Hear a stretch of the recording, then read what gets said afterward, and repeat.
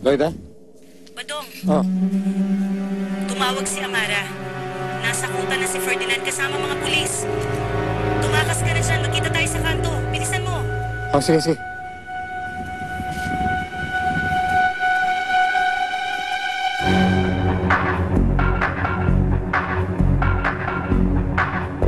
Pagdating natin sa Maynila, dadiretso tayo agad sa St. Vincent Hospital for further treatments, okay? Ma, pwede ba dumaan tayo kay Sir Ferdinand kasi kailangan ko siya makausap eh. Importante lang. Bakit ba ang kulit mong bata ka, ha? Napahiya na nga ako kanina doon kay Amara sa ginawa mo. Tapos ngayon ganyan? Charles, wala kang ibang kakausapin at wala ka nang ibang gagawin kung hindi ang magpagaling. Pero ma, buhay ni Catherine nakasalalay dito eh. Kinidnap siya ni Ma'am Amara. Pwede ba? I don't wanna hear any nonsense anymore. Especially about that Catherine girl. Ma, si Ma'am Amara may kasalanan kung ba't ako nagkaganto. Sigurado ka? Mabigat yung mga paratang mo, anak. Ma, sigurado ako. Tinulungan ko si Catherine makatakas kaya nagkaganto ako. Si Ma'am Amara may kasalanan ng lahat. Mr. Fuentebella, Ano yun?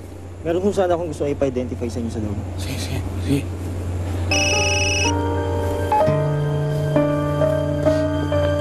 Hello? Hello, ma'am.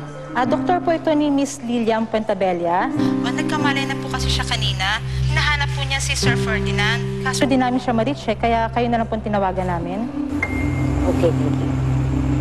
Okay, sige po, ma'am. Hintayin na lang po namin kayo dito.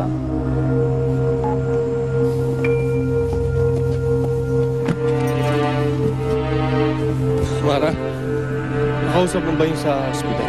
Nalobat kasi ako eh. Wala pa. Wala pa, Ferdinand. Wala, ito rin yung nandun. Hindi rin namin nakita eh. Ferdinand, alam mo, mas mabuti pa, bumalik na lang tayo ng Maynila. Makapagpahinga tayo ng sandali, tapos bumalik tayo ng ospital. Nakakailangan na tayo ni Lilian. Buti pa. Alvin.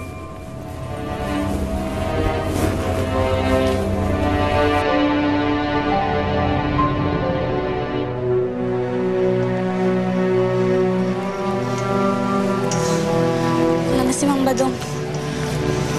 Anong gagawin natin ngayon? Kailangan natin makarating sa ospital. Ano natin gagawin yun? Wala tayong pera. Tsaka isa pa wala namang dumadaang sasakyan dito. Basta magbakasakali na lang tayo. Maghintay tayo ng sasakyan dyan, tapos parahin na lang natin. Tara na. Sige.